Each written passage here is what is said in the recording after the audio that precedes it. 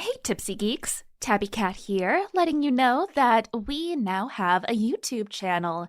Go follow us at youtube.com/at Tipsy Geeks Unite. This material is intended for adult audiences. Viewer discretion is advised. Hey there, nerdy souls and fellow geeks. Welcome to Tipsy Geeks Unite, the podcast where two female geeks sip on their favorite cocktails and dive headfirst into the world of video games, streaming, anime, and all things nerdy. I'm Tabby Cat. And I'm Miss Kate, and together we're your dynamic duo for all things geeky. Whether you're a seasoned gamer, an anime aficionado, or just someone curious about the wonderful world of nerd culture, you're in the right place. So grab your favorite libation, kick back, and join us on this epic quest as we explore the ever-expanding universe of video games, the thrills of live streaming, and the captivating stories of anime. Expect lively debates, hilarious anecdotes, and all the nerdy knowledge you can handle. We're here to be your guides through these pixelated realms and epic adventures. Whether you're looking for game recommendation and reviews, the roller coaster of streaming, or just a fun chat about your favorite characters, we got you covered.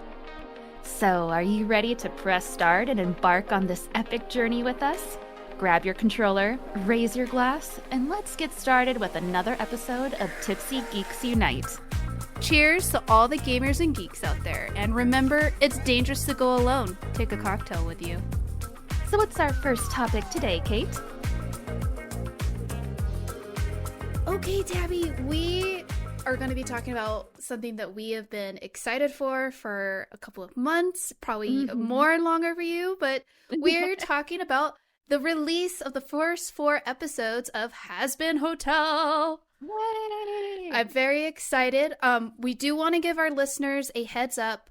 There are going to be some sensitive conversation topics within this episode, such as sexual assault, violence, etc. So just a forewarning, it does get a little touchy, but it's going to be more wholesome and a lot of the debate, because I did watch this with Tabby.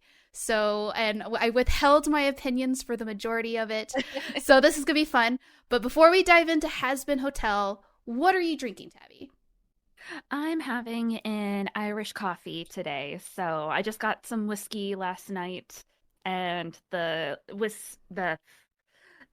liquor salesman, whatever you call it. I can't talk right now. The salesman who I know have been going to this place for a few years, he was like, I was looking at whiskey. He said, if you get that Fuyu Japanese whiskey, I'll give you 10% off. Hell yeah.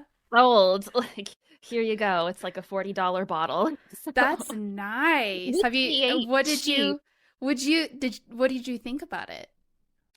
You know, I am going to reserve my opinion about it because I just got it last night and haven't sipped it plain yet. Yes. Which I'm going to reserve because I put it in my Irish coffee. I don't know. Is it an Irish coffee if it's Japanese whiskey? Who knows? Nice. I can't wait to hear what you think about it, possibly in the next episode. Hint, hint. Awesome. I'm drinking... Shocker. No, just kidding. I got a beer today. I decided to take a break from the good old Baileys, and I am drinking it's called Pendejo Porter from Little Toad Creek Brewery from New Mexico. Oh. And it's okay. I used to love porters, and I think now that I've grown older, I'm a little bit more picky, but it is very... phrasing nutty. Nutty. Yeah, so definitely a different taste than the sweetness of Bailey's, but I felt like, you know, we watched Hazbin Hotel, and I felt I need to be a little adventurous, so diving in. But yeah, I'm excited. I want to dive right into this.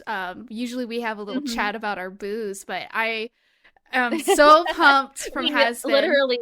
We literally just finished watching the first 4 episodes that dropped all at once. Yeah. So it's Kate's ready to go. I'm like revved and ready. And we watched it. It was released on Amazon Prime. And I was actually shocked that A26 picked it up.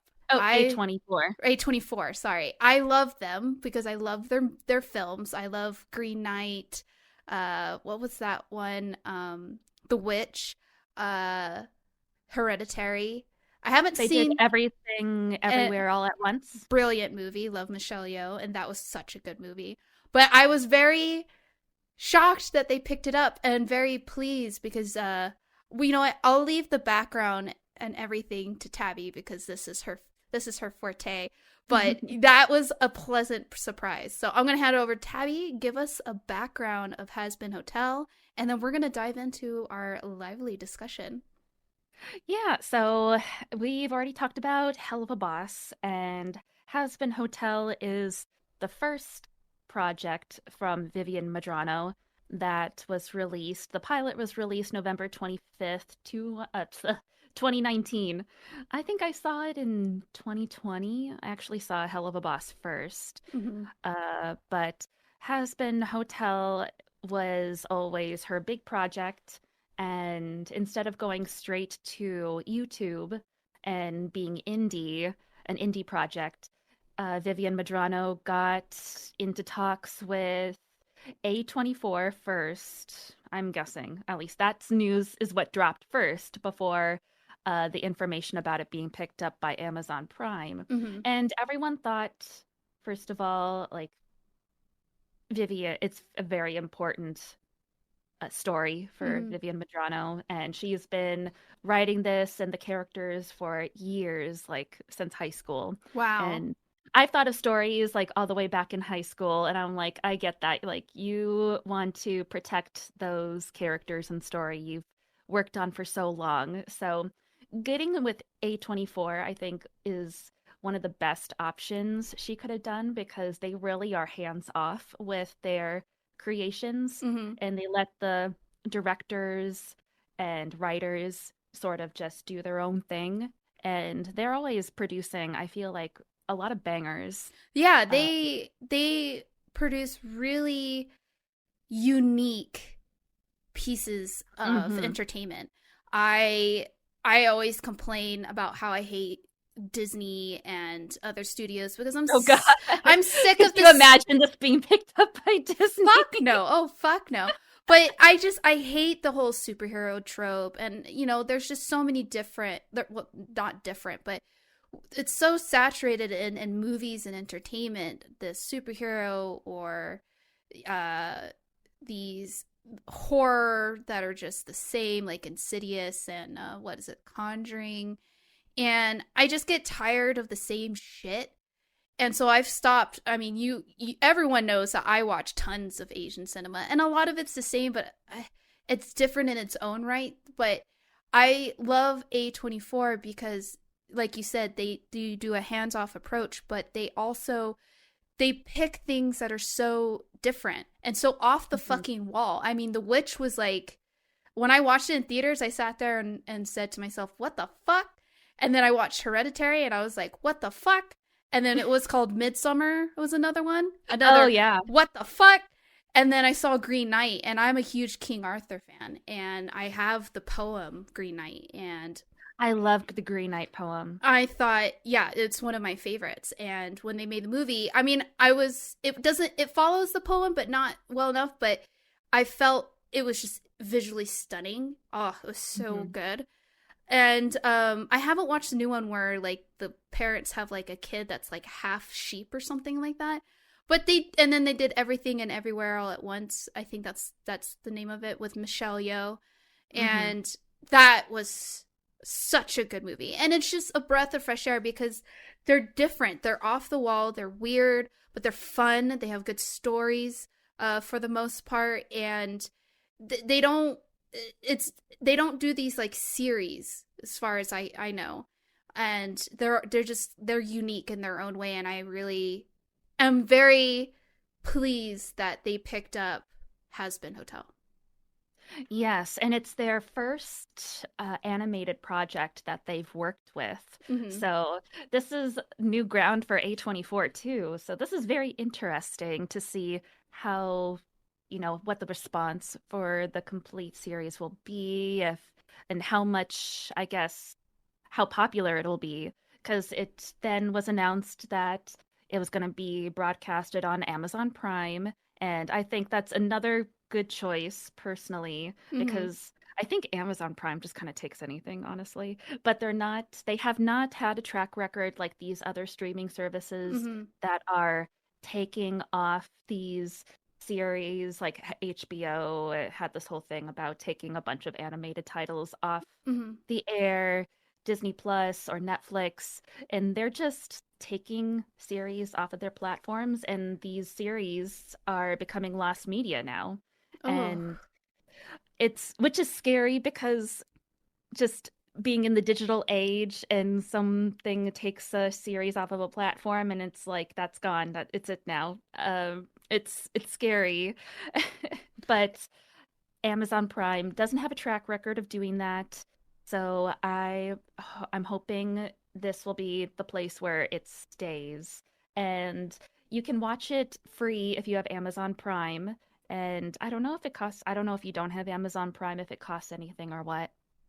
I'll have to check. I don't have Amazon Prime at the moment, but Yeah. no, I'm not particular fond of Amazon Prime Video. They have some stuff, but I do think that it's a good platform, like you said, because Netflix and like Disney and Hulu and whatever other there's like a billion fucking streaming services really are trying to cater to a lot of I would say family or large group audiences. So like adult animation I think suffers a lot from that. And Mm-hmm. it being removed is kind of sad because there's a lot of people like us that enjoy adult animation. I thoroughly enjoy it. Sometimes it's a nice break from live actors. It's just because you could do so much more, and it's it shows such a nice creativity. The animation was so clean, so clean. The first It was episode, I was just like, perfect. this is smooth as fucking butter. Mm. I would say episode 4 was animation was peak. Just Oh, chef's yeah. kiss. Yeah. And guys, you can watch the pilot for Hazbin Hotel on YouTube and then dive into the series. You're going to binge it. You can't watch one episode. We watched all 4 this morning, and I think I'm going to go back and rewatch some more. Mm-hmm. Because I have a huge crush on a character, and the singing was so good. There were some bangers in there. Um but also just it's really fun to watch. Despite some of the dark topics that we'll dive in later, it is so fun to watch. It's great. It's good shit. Mm-hmm. Well, they did say that Hazbin Hotel is going to be darker than Hell of a Boss, Good. which I'm like, how is that? I don't know. I think Hell of a Boss is kind of dark already, but It um, is, yeah. But I love but the depravity. I'm a mhm. degenerate at heart. We all have really we have a spot in our souls, our hearts, our minds that go to dark places. Some are darker than others. Some control it, some don't. We won't get into the dark necessity of that. But at heart, I love the darkness of humanity and the darkness of the consequences of human actions and even, immortals or devils, demons, angels, etc. And so the darker it gets, the more I enjoy it. Just because it's it's a for me it's a release of the fucking nuclear bomb that is of my brain, and being able to kind of see some of that stuff like re like come to life also makes me feel that I'm not alone with my fucked up mind. So yeah. No, it's well, they dropped the first 4 episodes out Mm-hmm. of 8 for season 1, and now it's like half the season dropped at once, and now we have to wait every Thursday for another new episode to come out. I'll patiently wait. I'm a binger at heart. I can binge 60 episodes in like 3 days and not give a fuck. So I'll wait, because it is definitely a show worth watching. Because like I said, guys, when you watch it, you'll understand what Tabby and I are gonna fucking geek about. It's really, I say it's better than fucking Hell of a Boss. Really? Mm-hmm. Are we gonna do full spoilers? No, I don't think we should spoil it, but I will highlight the reasons why I think it's a bit better. One of them is, I love Hell of a Boss. I love the story. You know, we did an episode on it, and I felt with Hazbin Hotel, the story writing's a lot more mature. It's a little bit easier to follow. But I really enjoyed the atmosphere a lot more. And this is going to go on a bit of a tangent. Is I watch a lot of Chinese fantasy dramas, and they focus a lot on the three realms. You have heaven, you have the demon world, and then you have the mortal realm. And it's a common theme where the demon realm's always shat on. It's all the, delinquents and losers and sinners and all that go to. And, and then you have the heavenly realm where you got your gods and your heavenly emperor. And it's always the fucking heavens, the gods, that are fucking everything up. Because, and this is a common theme in both Hell of a Boss and Hazbin, is, heaven thinks they're fucking perfect. They think they're perfect. They think they do everything right. It's pure. And they're the ones who are more degenerate. They're the ones who don't understand emotions and consequences, because they think they're so pure. And in these Chinese romances, it's always like a demon god or devil lord or somebody who, ends up destroying the three realms or starting a war, because they've been fucked. Their fate has been written to be constantly fucked. They're reborn, fucked, reborn, fucked. And so they start saying, you know what, fuck this injustice. I'm gonna fuck you guys over. And then a lowly, in heaven, they have these hierarchies, and like fairies are usually rated the lowest. And the one of them, an orchid fairy, she's literally a plant that turns into a fairy, falls in love with this powerful demon lord, and she teaches him compassion, love, bravery, courage, jealousy, resentment, bitterness.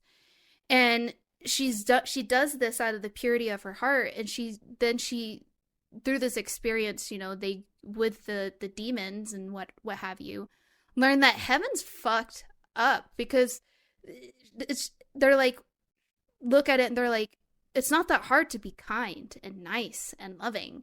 Why are you being such a cunt?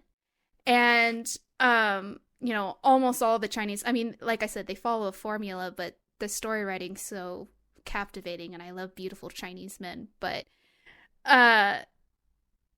what I really like that they point out is that, and why I really like Hazbin over Hell of a Boss, is how fucked the angels and the heavens are, because they have these strict rules. They have these restrictions, these conservations, and all this other stuff about what it's meant to be in heaven, how to get into heaven, what's it like to be the angel, what's like to be this, what's like to be that. And they themselves are worse than the fucking demons. And we kind of already knew that heaven was corrupt. Yeah. From, if you've watched Hell of a Boss. Yeah, and they had that episode with the cherubs. Yeah, and Hazbin, I think, really pinpoints more of it. And so I appreciate it a lot more. It sings to me, literally. So no, I love that whole kind of trope, essentially, because we live in a day and age, and this is just a hot take on my end, where religion is constantly trying, people take religion too far, and it limits it. The more you restrict individuality, the more sinister it gets. And so Mhm. I just appreciate Hazbin to highlight that, because you can make really sketchy choices, but you can redeem yourself. And the only way to learn and to quote unquote be a better individual is by learning from your failures and your mistakes. So that's Mhm. why I like Hazbin a wee bit more than Hell of a Boss. Just a wee bit. I enjoy them both really fun stories, but also I don't really have a huge crush of a in Hell of a Boss like I do Has Been. So Are you going to say who it is? it's Alistair. Okay. Alistair.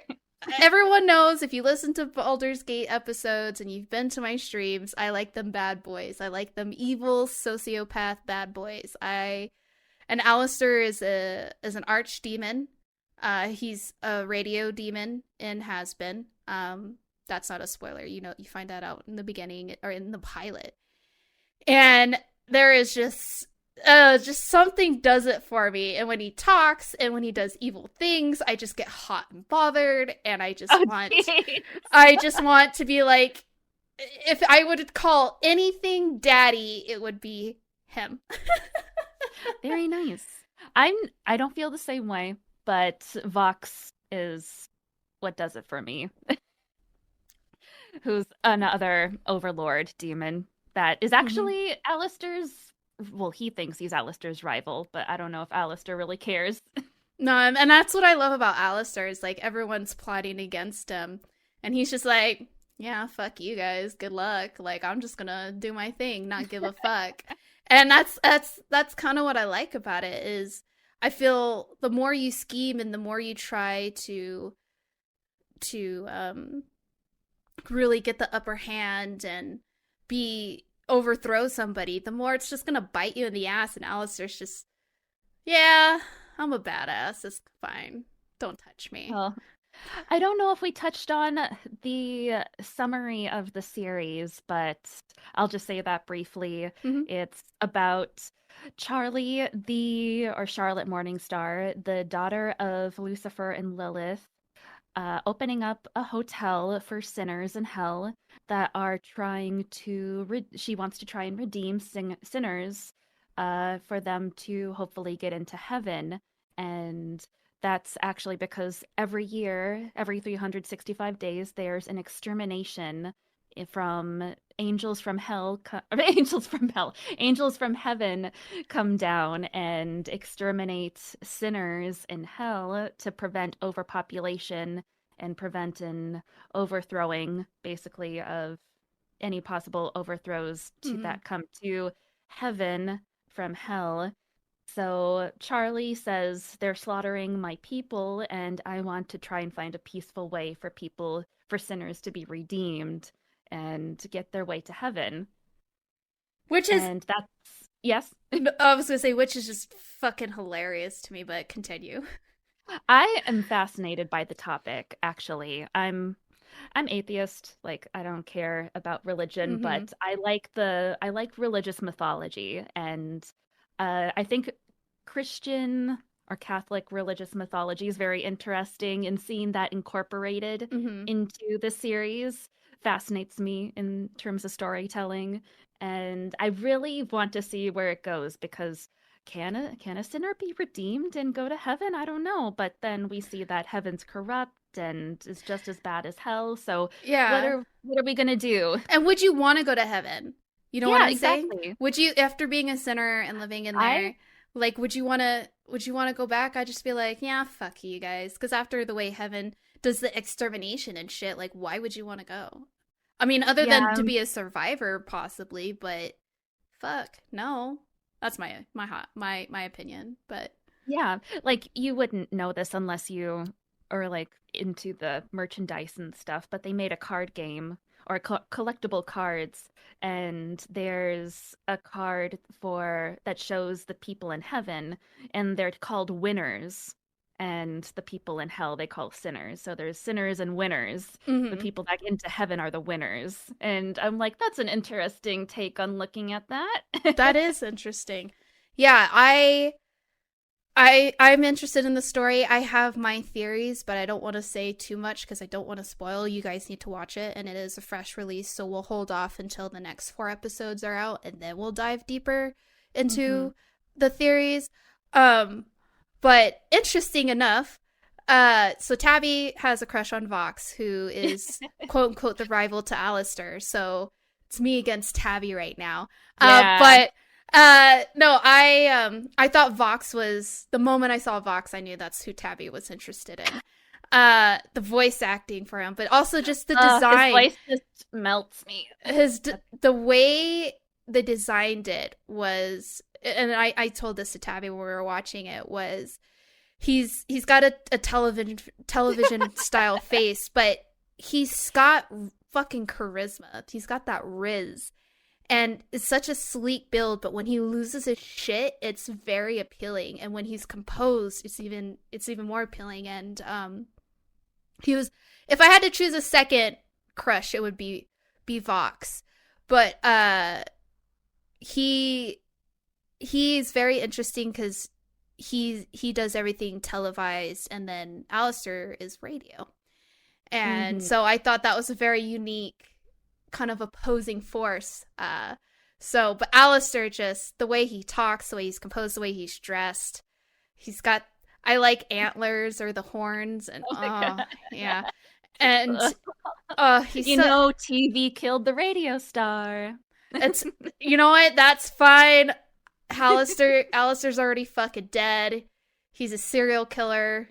Well, was a serial killer. You guys can look up his background. It's a very intriguing background. I actually did that while we were watching the show because I immediately, the moment I start crushing on somebody, I'm like, I must investigate, research.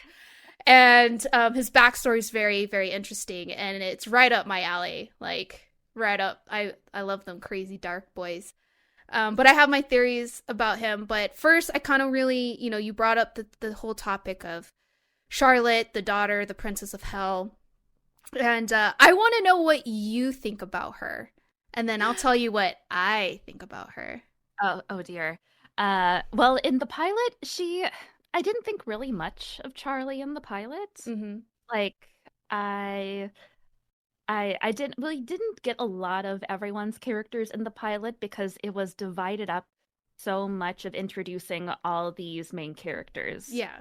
And the pilot was a little messy in that way, but it's fine. But in the series, we get to see more of her, and she's basically a Disney princess in hell, which is, I'm sold when it comes to that.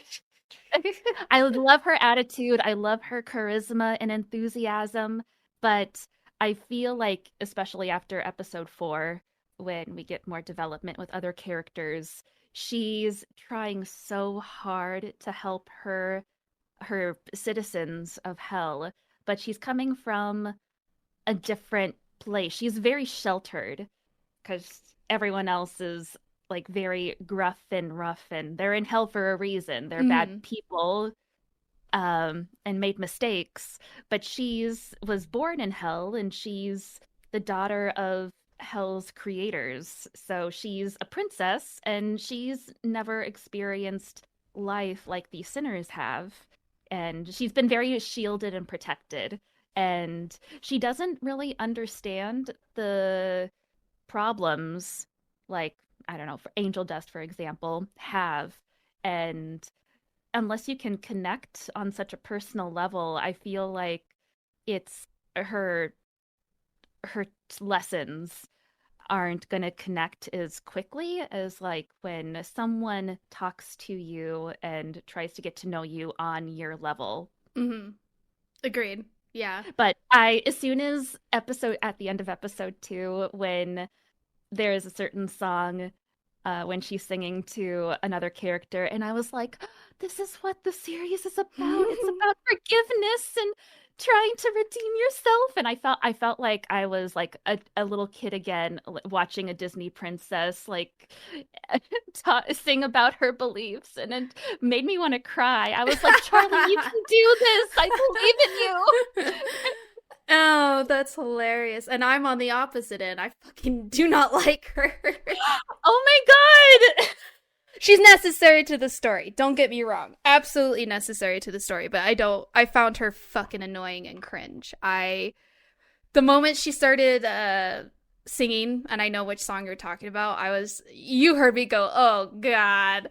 And like I said, she's necessary. She's gonna play a huge part of the story, but she is very naive to the world outside of her bubble, and she doesn't understand, like you said, the way you connect with these people and understand what it is actually, what they're feeling, what they're going through, and the consequences of it. And they do their best to see that they see that she is quite naive.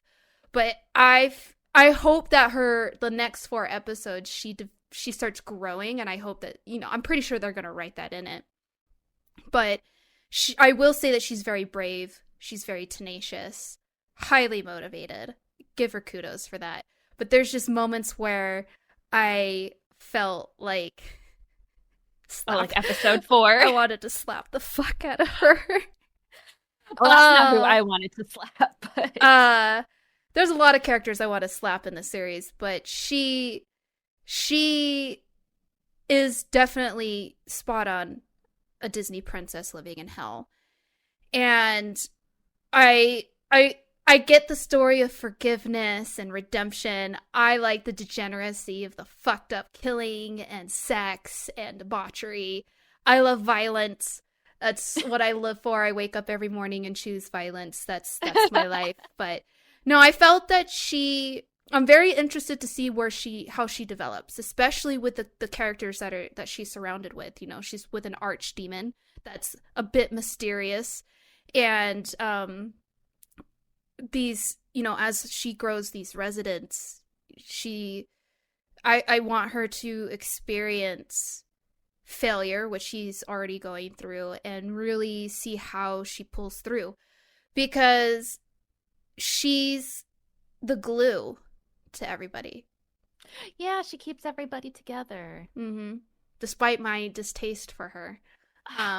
They're already touching on, she has her own issues that she's not working out, and she's kind of deflecting by trying to work on other people. And it says right from the first episode, she's trying to work out her daddy issues by trying to fix you. So I really want to see more of her issues being addressed. Oh yeah, and I want to see the reactions to those around her, because they think she's a little spoiled princess, when in a sense she kind of is, but it depends on your definition of what spoiled is. And I think once they realize that her issues stem with her parents, they'll find some commonality, some neutral ground. But yeah, I felt very repulsed by her. I still kind of feel repulsed by her, but I'm not gonna write it off. There weren't any. I think there's one character that I don't think I'll ever like, and every time this character comes on, I just want to turn off my screen, and that's one of the V's. Can you guess?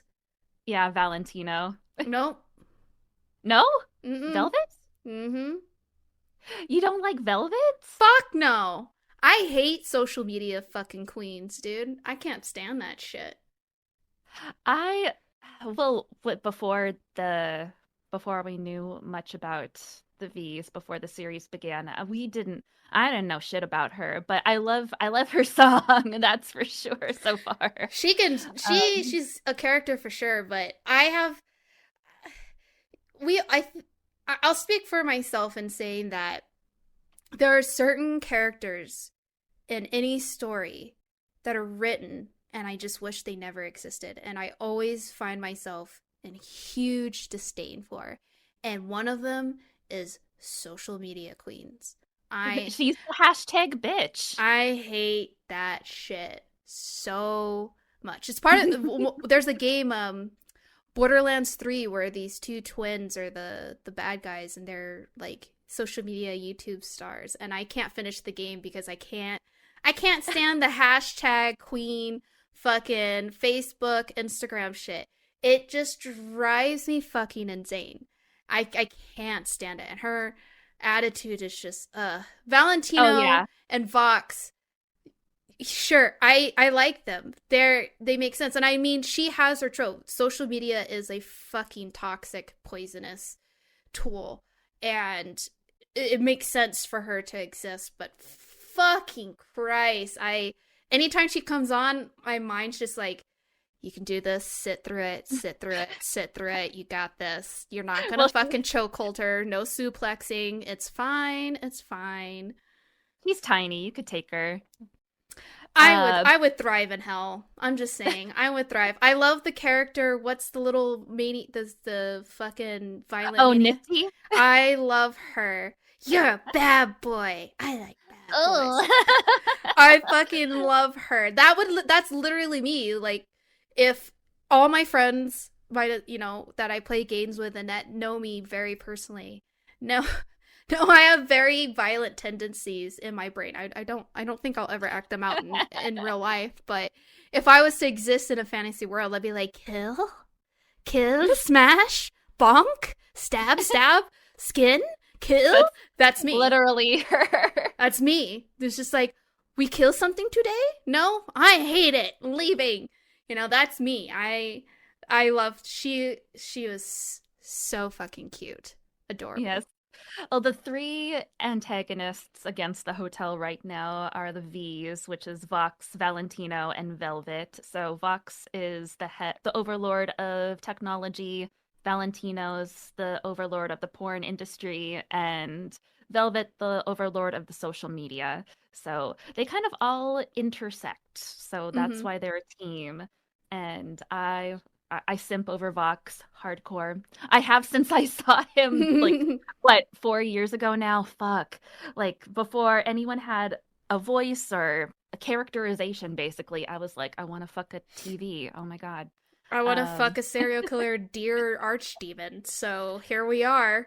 No kink shaming. We like what we like. That's no kink shaming. None of that here. We're weird. You want to hate fuck Raphael, and I banged everything in Baldur's Gate. What's there?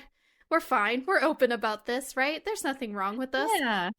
Don't be ashamed, as long as it's not hurting anyone. Exactly. No, the moment I saw the pilot and Alistair came out, I was like, mine? I still remember you messaging me about Alistair when I sent you the link to the pilot. I was like, I was very excited to see what you thought about the first 4 episodes. I was very excited for today. No, they were really good. I love the songs. I love the side stories and the main story. It comes together like you're making a big ass fat delicious pot of fucking stew, or it's just all the ingredients are different, but they just come together and they're flavorful, and some of them are just even more delectable than others. So yeah, and we have story points that I didn't even realize would be brought up with the angels and the other overlords. So it'll be interesting. I think right now, from the last time I heard, was that there's going to be 3 seasons, but hopefully, I don't know. I just hope the whole story is played out how Vivian Madrano wants it to be played out. And I mean, they've already started work on season 2, so I hope season 2 is longer. Yes. Like, we have 8 episodes for season 1, and I personally think that's too short. 12 is the perfect number. 12? For me, 12 is good. See, I was like, at least 10, but hopefully season 2 is longer, because in some series, like, I don't know, The Office, for instance, The Office had like, 6 or something episodes for their first season, and then the next season it was like 12, 13, 14 episodes. Like, I hope it does that. I agree. I would love some more. But good storytelling sometimes doesn't need that much, as long as they do a really good job with not leaving loopholes and things like that. I need more. I'm gonna rewatch it. I just, Alistair, please bless me in my dreams. And they recast all the voice actors from the pilot, and I personally think Amazon Prime was like, hey, we need some big names for this brand new property that we're going to be putting money into. So we're going to get some Broadway stars in there, throw Keith David and all these other big names from Broadway into the mix, and their voices and their singing do not disappoint. Like, there's, ooh, and the soundtrack is on Spotify. Which I've been, well, since it's been out since, what, 2 days ago, I've just been on Spotify re-listening to the soundtrack over and over. Yeah, the last song that was played in episode 4 is stuck in my head. I loved Poison, which you guys can listen on YouTube as well. And then the song between Vox and Alistar. Oh, boy! I was sitting in my seat. I was getting sweaty. My boobs were fucking tingling. I felt the gorilla grip on my ovaries. I was like, baby, let's fucking go. I'm ready. Hot and heavy. Woo! Lay it on thick, baby. So good. Ha. Oh, well, you're not the only one that loves Alistair. He's very popular. Just not with me. I will eat him up any day. Oh, shit. Dude, those type of guys are my thing. Like, when I watch Chinese dramas or, like, even Korean dramas, when you got, like, your pretty, like, good boy who's like, oh, I'm here to be your knight in shining armor. I'm like, go take a fucking piss, bro, and just disappear. Fall in the toilet, drown, and die. Give me the demon lord. Give me bad boy, dressed in black, evil eyes, sinister, doesn't give a fuck, has hurt feelings, broken. Sign me up. I'll call you daddy. Let's call it a day. Boom. Bam. Done. See, that's not usually my thing, but it's every so often, once in a blue moon, I'll find that villain that can't contain his anger and kind of will not. He's kind of maybe the loser. I don't know, of the villain loser, and I'm like, fuck, I can just like break you, but you're so bad. And, like, have you ever played Persona 3? No, not Persona 3, Persona 4. I own it. I haven't played it yet, and I'm excited. Tell me. Okay, the villain in that game kind of awoke something in me. I never thought. I'm shook. I've been woke. Like, when the villain is revealed in Persona 4, I was like, I never expected this, and I am just like creaming myself. Which is not a good person. That character is not a good person. I feel like the same thing happened with Vox. And, people may call it a guilty pleasure. I don't have guilty pleasures anymore because I don't feel guilty for the things that I like. If I want to listen to sad Chinese romance songs, I will. If I want to listen to Ariana Grande break up with your boyfriend on board, I will. Do I feel guilty about it? No. Do I feel bad about liking bad boys who want to kill and destroy everything and torture them in hideous ways? I don't feel guilty about it. You do you, boo-boo, and I'll be here for it. It's, what's good and what's bad is subjective. And all of our opinions are garbage at the end of the day. And you just do what you like. Yeah. Listen to us and our opinions. Yeah, and really, oh, God. Oh, Alistair, I just want to eat you up. Like, oh, God. And what's crazy is he hasn't had such a huge part in the show so far. He's there, but it's really and his presence is so fierce and so strong. And the same thing with Vox. He hasn't had a ton of screen time, but their presence are so fucking strong.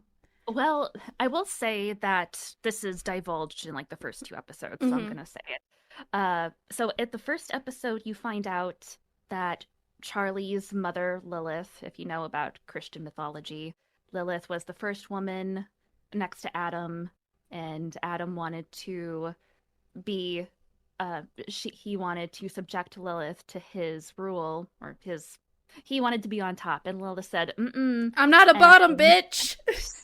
And she ran away, found Lucifer, fell in love, and fucked all the demon lords in hell. And is like the mother of all demons, basically, in Christian mythology. But she's Charlie's mother in the series, and she's been missing for 7 years out doing something we don't know.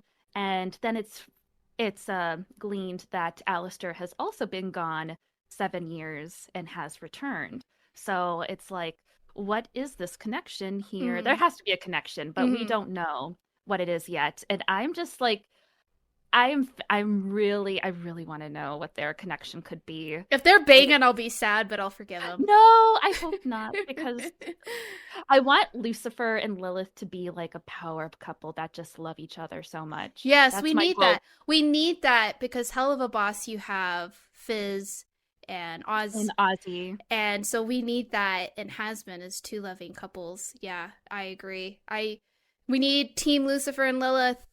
Adam's a fucking cunt. Oh I mean, yeah. He's so I'm like, I'm glad people, there was some scripts that were leaked regarding Adam's lines, and people were like, look at how much they curse and how cringe this is. But in context, it's Adam, and being the first man, he got to rule over Eve. Dickmaster. He's the dick master. He's the dick that all other dicks descended from. And he's like this big cunt. He's a horrible person. I love, And yeah. Oh my god, Dickmaster. I love so when we he thought, says Dickmaster. and it was great. How was your weekend? I love the line where she fucking ditched me and went after the fucking drummer. I'm fucking Adam. I'm the original dick. And she goes for the fucking drummer. I fucking tore myself up. That was hilarious because I used to go to shows a lot when I was younger, and I used to be a like a merch girl for some bands, and Oh. everyone was like, "Oh, you either go for the guitarist or you go for the lead vocalist." And mine was like, "You always go for the drummer because the homie can pound that shit, stamina, baby." Oh, my. But I This love was that not line. part of my life as a kid. I had It's fascinating to hear. I have a very colorful life, very colorful. Oh my But goodness. I thought that line was fucking hilarious, hilarious, because it just reminded me of the whole band life that I used to be a part of when I was younger. So, but Yeah. Adam's a Also, piece of work.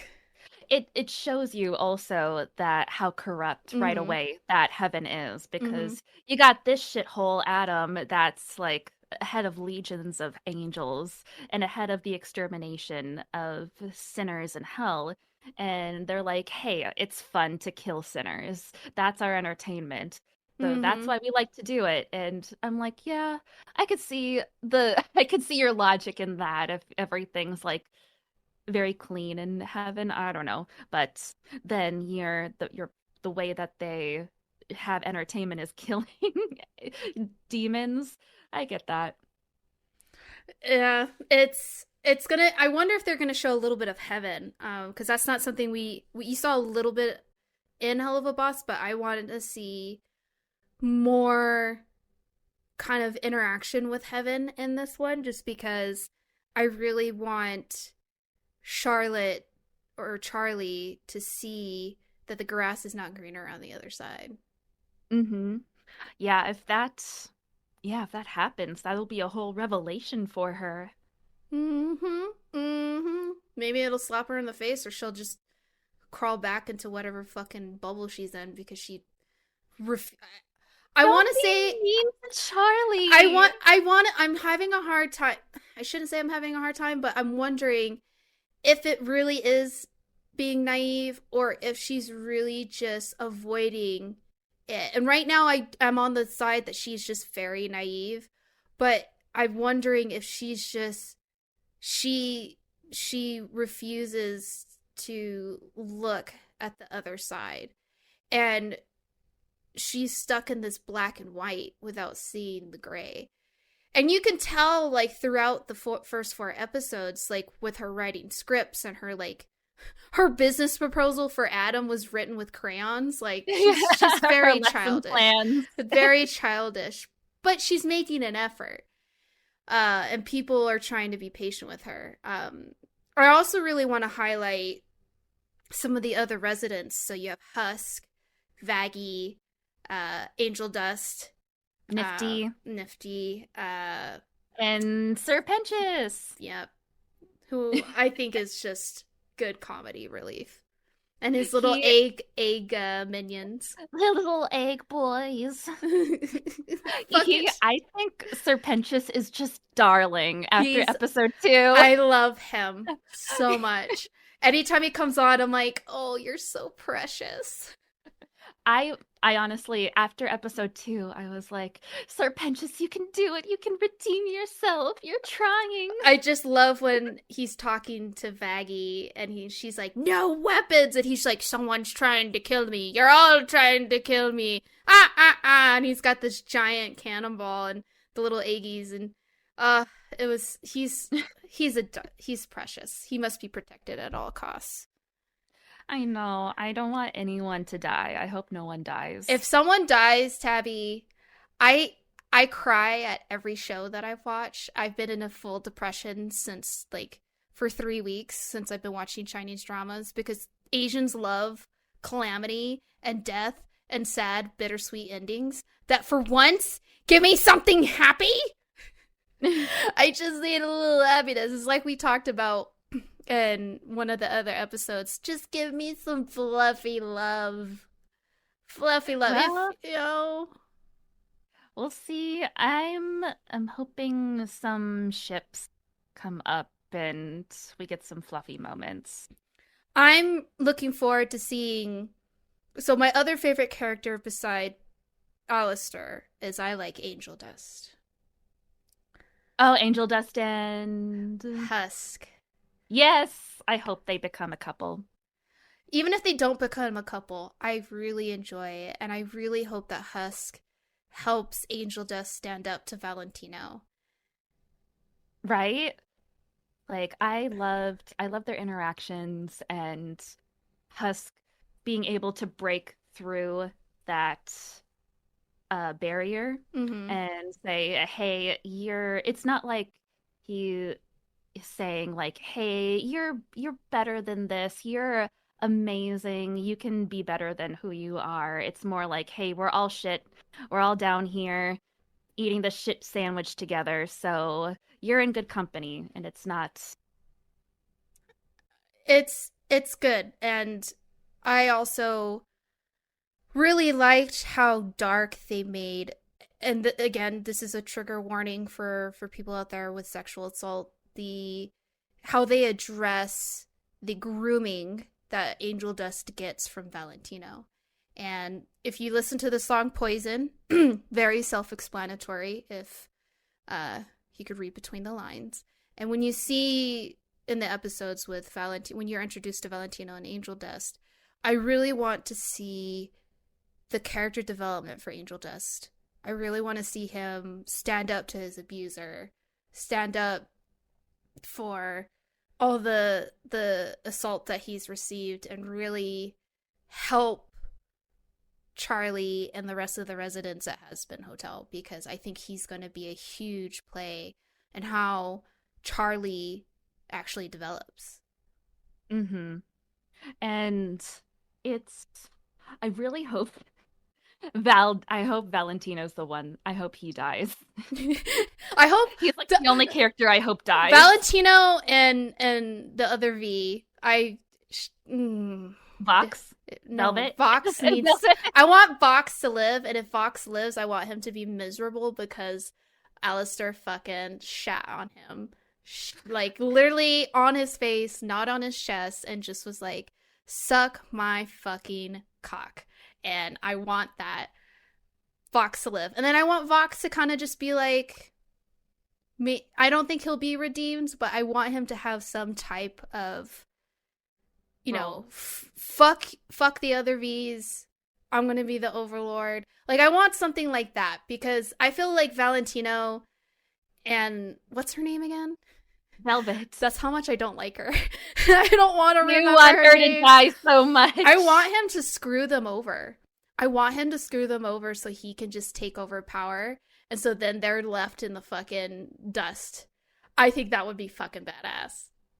See, before the series started, I always assumed Valentino was going to be, the center of the trio, but I feel like it's more Vox that's the head of everything. I think he is, because Valentino seems the weakest. Even though he's the overlord of porn and sex, he doesn't seem very powerful because Vox talked him down. And Velvet, I hate saying that name. She wants to be better, but she relies on Vox. So I think what I would like to happen is Velvet and Valentino try to team up together, and then Vox just says, "Eat my fucking balls, bro. Get out of here." And you know what I was seeing in the background of some scenes, if you guys have watched Hell of a Boss, Ozzy, the Asmodeus, the head of the Lust Ring, says that love potions are artificial bullshit and he doesn't fuck with it. And in this series, behind the V's, if you see their advertisements, you'll see Velvet and Valentino advertise love potions. Mm-hmm. And a love potion was used at some point in these episodes. I'm not going to say which, Mm-hmm. but it's like, I feel like Valentino wants to be Ozzy so bad, but Ozzy would hate his guts. Oh, yeah. Oh, yeah. Ozzy would fucking step on him, and not in a good way.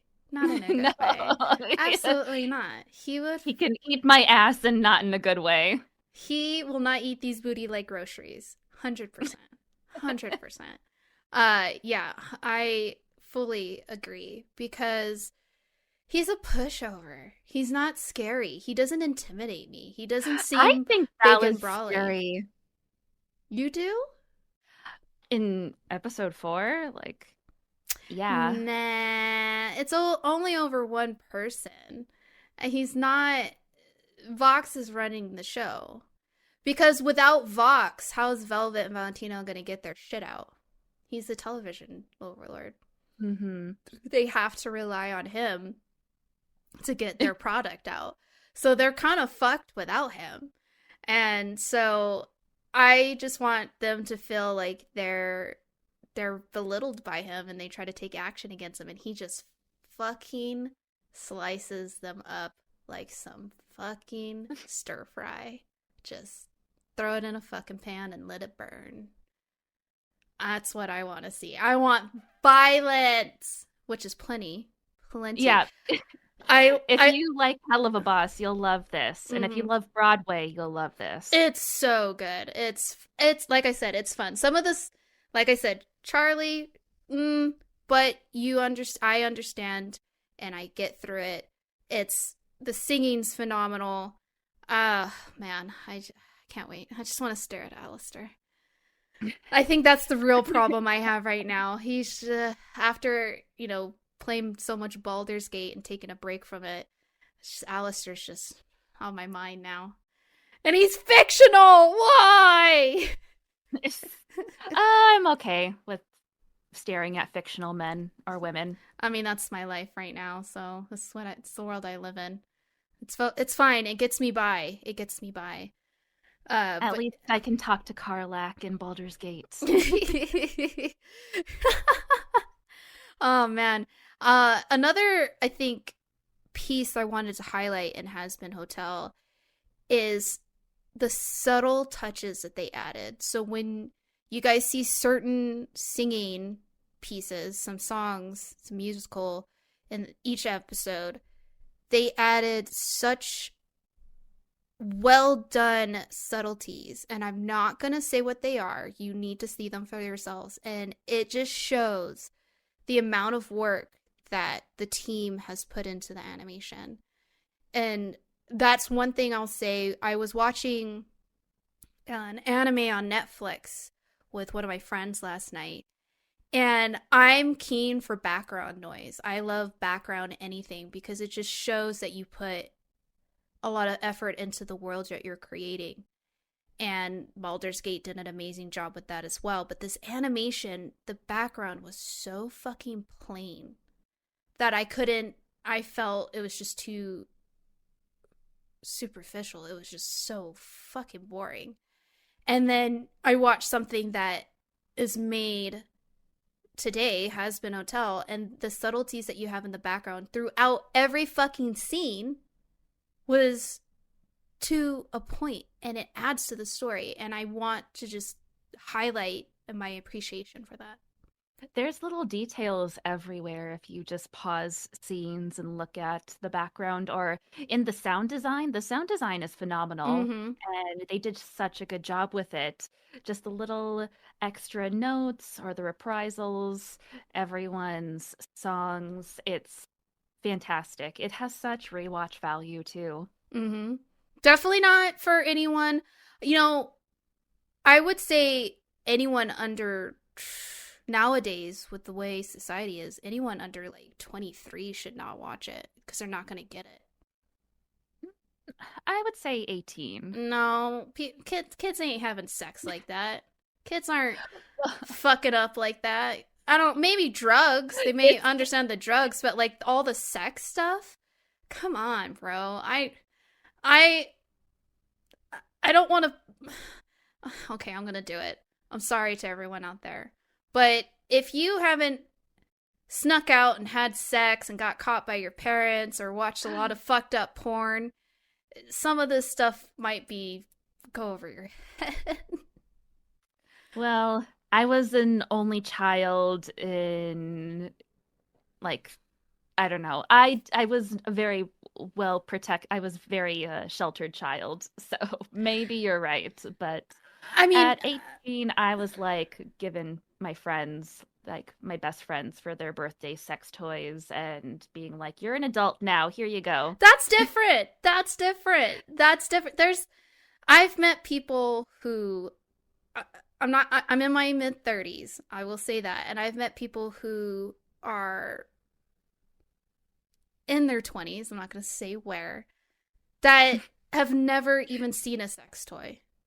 What? Yeah. Yeah.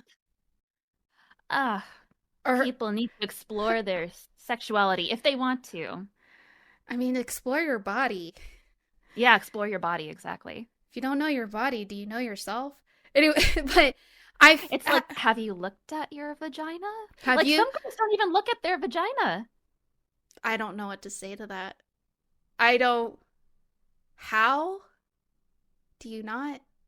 It's right there all the time. Like, bend over and look in a full view mirror. Spread eagle, bro. Like, do you... Spread eagle. Let the light shine. Raspberry cave all the way. You know what I'm saying? Like, there's just... Well, I've never heard that term. I have a lot of terms for my lady bits, and I'm not going to say them on here. Yeah, name your lady bits. My lady bits have a name, but I'm not going to say. That's secret. We can leave something to the imagination. But yeah, no, Hazbin Hotel has a lot of sex in it. It matches the violence, and I feel it's geared towards more... I mean, it's obvious adult, but I feel more people who explore those dark sides. The sexuality, the violence, the darkness of humanity, what it's like to really feel fucking lonely and depressed and alone. So that's why I say there's some instances where I don't think people under like 23 will fully get. Maybe I'm wrong. Maybe just the handful of people I've met who don't do those things, like you said, are sheltered. But I grew up, my mom was very like, explore everything and you're gonna learn. And I learned the hard way every single time. And I do have some regrets, but at the same time, I appreciate who I am now because I can find humility in these things and enjoy them without taking it personally. If you don't have any regrets, I don't trust you as a person. If you don't at least have one regret in life. I've met girls that are like, I have no single regret in life. And I'm like, I don't know if I believe you. But I think if it's a fantastic adult animation, if you're open-minded, at least a little bit, try it. Mm-hmm. You won't be disappointed. You'll find something that you like, even if it's appreciation of the singing or of the voice acting or the animation. It's, you'll find something that you'd enjoy, and it's different from what you see on media today. I definitely think it's unique. It's crafted very well. It's very thorough in every detail. You will find so many different things when you rewatch it as well. So please support Hazbin and Hell of a Boss. Check it on Amazon Prime. Or just find a way to watch it. I'm not, just ask your friend, can I borrow your Amazon Prime? Because or do a watch party. That's what we did. Yeah, we did a watch party, and it was fun to just sit there with Tabby drinking and watching the show and just laughing and then pinpointing. And I didn't know that Lilith was before Eve. Yeah, I just like Christian mythology like that. But she was technically the first woman. I've always been a fan of Lilith because I like all hell related stuff, but I didn't know that she was before Eve. And so that was a nice, fun fact that I learned. And it's just really, I think it's also really nice to see media show a different side of hell. Because I remember growing up, hell was bad, bad, bad, bad. And now that I've gotten older and there's shows like, if you watch Sandman or some of the Chinese stuff and even Hell of a Boss and stuff, that there is more humanity in hell than there is in heaven, in my opinion. Yeah, humanity in sin and the hypocrisy and holier than thou attitude of heaven. I love stuff like that.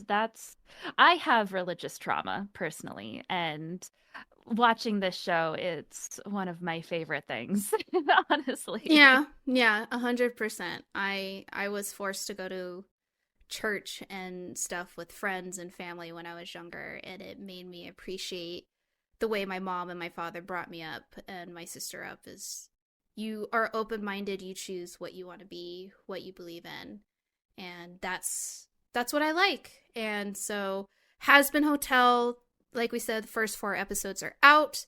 Then they're going to be released weekly on Thursdays. 8 episodes total. We will definitely do another episode that covers the last 4 once they're all out. And then we'll go even deeper into the story. And hopefully you guys share with us some of your favorite parts of Hazbin, because we want more positive views. There's Tabby likes to show me and tell me all the shit that people are saying about this, how it's disgusting and vulgar. And I want, we were talking about when we were watching the show, it validates those who have gone through traumatic experiences. And that is really important, especially for media, is to really showcase the dark side of what it's like to exist on these realms, essentially. And it validates those who are often forgotten or never noticed. Yeah. That's my wholesome bit of hell and religion and darkness. But Hazbin, songs are bangers. Soon enough. I know. Like, what am I supposed to do now? I'll wait a week because Alistair, baby, I'll wait for you forever. But you got rewatching to do. I've rewatched this so many times already, and I still want to rewatch again. Yeah, it's phenomenal. Is there anything else, Tabby? No, I think I covered everything. Nice. Unfortunately. Well, I'll share a funny story. So, when my mom was in the military and she was stationed in Georgia, so my sister and I, the family, moved to Georgia for a while. We would come back in the summers to New Mexico to stay with my grandparents. And my grandparents, they were the type of, we weren't allowed to watch TV or anything. So the moment we woke up, eat breakfast, we were outside until nighttime comes. We had to entertain ourselves. And we met this girl that lived down the street from my grandparents' house, and she convinced my sister and I to go to Bible school. And my sister and I, we've never grown, we were not religious people at all. And we said, fine, it's something, we made a friend, why not? And so we went to this Bible school, and my sister and I are so well in sync together, best friends. And we would laugh at a lot of the things we say, and it was rude in its own way, but at the same time we felt a lot of it was really silly, where we're reciting Bible verses, and in what if you recited the Bible verse perfectly, you get candy, and it was shitty candy, by the way. And one day we were at Bible school, and one of the people teaching us was asking all the kids, like, what is up there called? And everyone's like, heaven. And who's up there? And we're like, God. And then they stated, what's down there called? And all the kids said hell, or all the kids called it the lake of fire. And my sister and I were like, hell! And the teacher was like, no, you call it the lake of fire. And we're like, how do you know it's a lake? We questioned it. We're like, where did you fucking get a lake? And so from that moment on, we were kicked out of Bible school. And so we thought we were going to get our asses beat when we got home to my grandmother. And so, we told her what happened. And my grandmother cracked up and just hugged us and told us, she's like, I love you both. And from that was the greatest, well, not the greatest, but one of the few things that I remember of my grandmother. She passed away several years ago. But my sister and I love cracking up that story because I don't know, I've never met anyone else that's got kicked out of Bible school. That's fucking metal. We lasted 2 weeks. So, yeah, my grandmother actually gave us money, and there was a snow cone truck that would come, and she gave us extra money to buy treats just to treat us. And our friend Chelsea, I haven't spoken to her since. I think after that, her family or whatever just refused to talk to my sister and I because we weren't of a good nature, because we grew up just, you guys figure out what you want, and we weren't pushed to believe or do anything. The only thing we were told is be kind. So that's my funny story of being kicked out of Bible school. Well, fuck Chelsea. Fuck them. But yeah, funny story about me. I've been kicked out of Bible school. Well, I think that's a good bit about our opinions on on Hazbin Hotel. Fuck. Do you have a funny story? Not a funny story. I'll save my most depressing moments and sad moments in life involve religion, so I don't want to bring anything like that to the table. No worries. All right, guys, thank you for listening. Please check out Hazbin Hotel and Hell of a Boss. They are available on YouTube. Hazbin is on Amazon Prime. The pilot for Hazbin is on YouTube. I'll put a link in the description below. Until next time, be a sinner, but know that you can be redeemed. Have a good one. Thank you so much for tuning in to another tipsy and geeky adventure with Tipsy Geeks Unite. We hope you had as much fun as we did. Absolutely. And remember, you can catch our episodes on your favorite podcast platforms. We're available on Apple Podcasts and Spotify. So make sure to subscribe, rate, and leave us a review if you enjoyed the show. Make sure to join us bi-weekly. We unveil 2 new episodes every other Tuesday, promising a continuous dose of excitement and nerdiness just for you. And for an extra dose of geekiness, check out the show notes for links to our individual Twitch channels. You can catch us individually streaming a variety of video games, and we'd love to have you join us. Thanks for geeking out with us, and until next time, stay tipsy and keep on geekin'. Cheers, geeks!